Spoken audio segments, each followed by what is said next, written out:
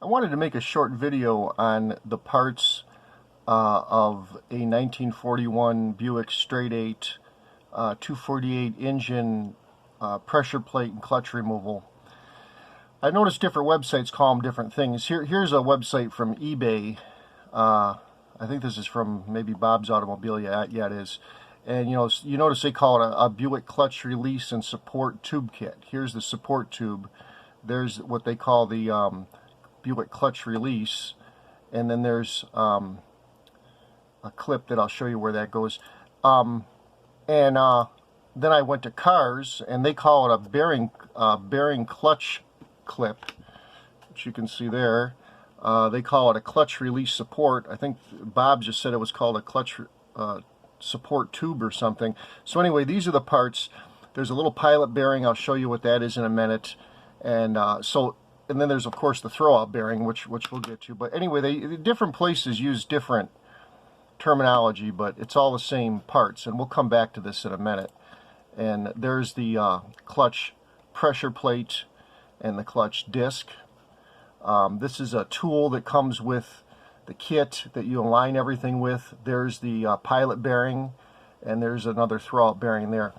I removed these parts from my 41 Buick, and I really didn't have anybody to show me what to do, and the manual wasn't worth a damn. So I decided I was going to take some photos and then make a short video. Hopefully this will help somebody. But there's the pressure plate I removed. Well, that's the disc, the pressure plate, the clip, the tube. This is the clutch fork, and I'll show you what I had to do here. First of all, you don't need to remove the engine when you do this, but you do need to remove the torque tube and the transmission, and that's a big job. It's not hard, but a lot of wrench work and stuff. So once you do that and you remove the inspection plate, this is what you're going to see. The transmission would normally go here, no, I'm sorry, the engine would normally go there.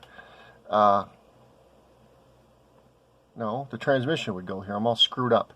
This is the crankshaft, so the engine's going this way. But this is what you'll see when you're underneath the car. Here's the clutch fork, and there's the clip. There's the throwout bearing, and there's the clip. So that's what you'll see. And my question was, how do you get all this stuff out of there? How do you remove it? And it's really not really clear. But anyway, I wanted to show you, this is the clutch fork, and there's a little support shaft that it rests upon. And when you step on the clutch, this presses down. That support rod right there keeps it level, and then it presses on the throwout bearing and releases the pressure plate. So what I did is I went and I took the bolts out for the pressure plate, and I removed those bolts, and nothing really seemed to be loose. And I thought, well, how do you get this thing out of here? Oh, by the way, you should mark it, the pressure plate with the flywheel, so everything goes back in the same way when you replace it, if you're gonna when you put all this together. So make a marking here so that you put everything in exactly the way it was. So what I did is I started pulling on this clutch fork, and I used a screwdriver, and I think I even used a crowbar to kind of pull this aside. There's clips underneath here, which I'll show you in a minute. And once I started wiggling everything, everything kind of all came apart. And so the clutch fork kind of pulled to the side, the throwout bearing and the support tube kind of went off to the side, and this became loose. And this is the first thing you take out, because then that gives you the room. So there's a picture of me taking it out. Now you notice the engine is out of the car, but you don't have to do that when you do this job.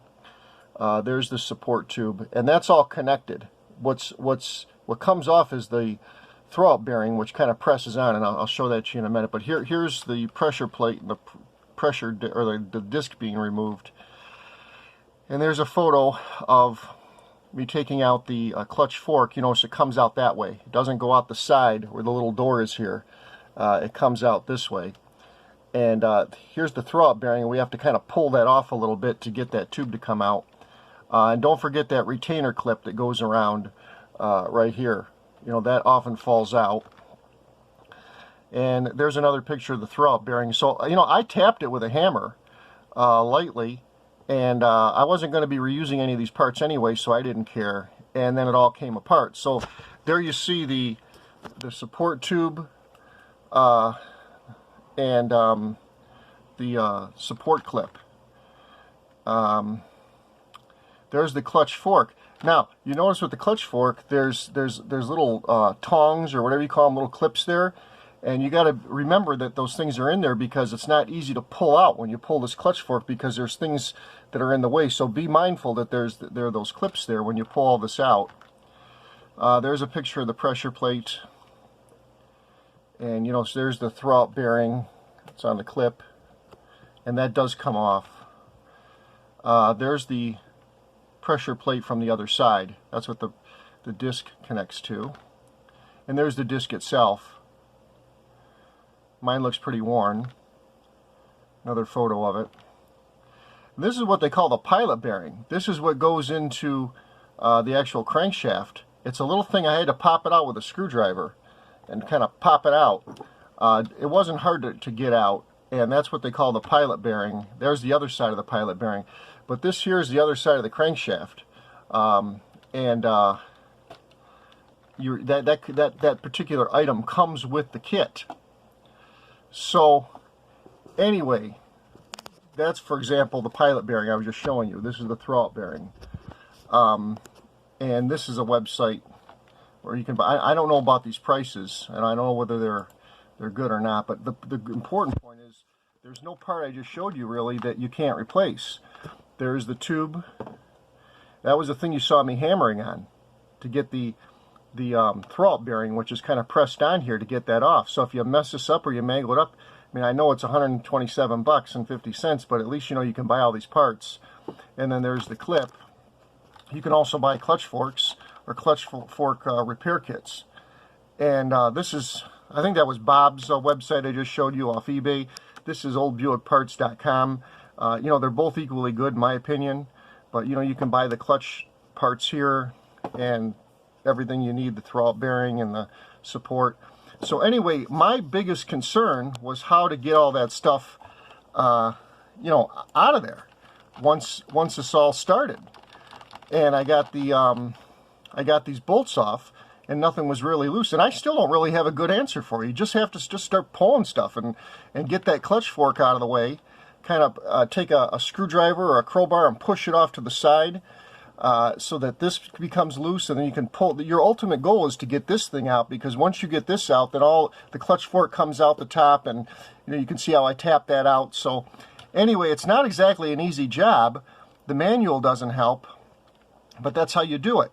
You remove it, and then once you get the clutch fork out and you get all your pieces, you clean them up, replace what you need to, but you're ultimately going to replace this thing and that thing, which is your pressure plate and your clutch disc.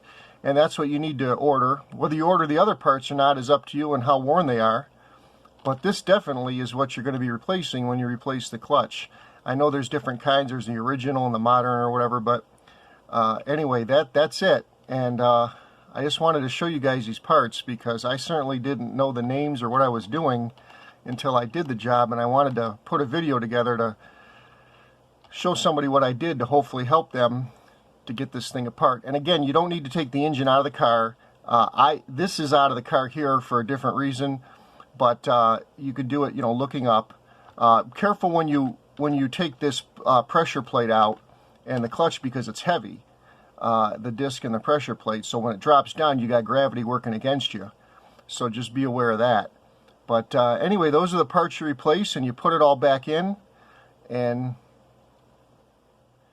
hopefully it works out well.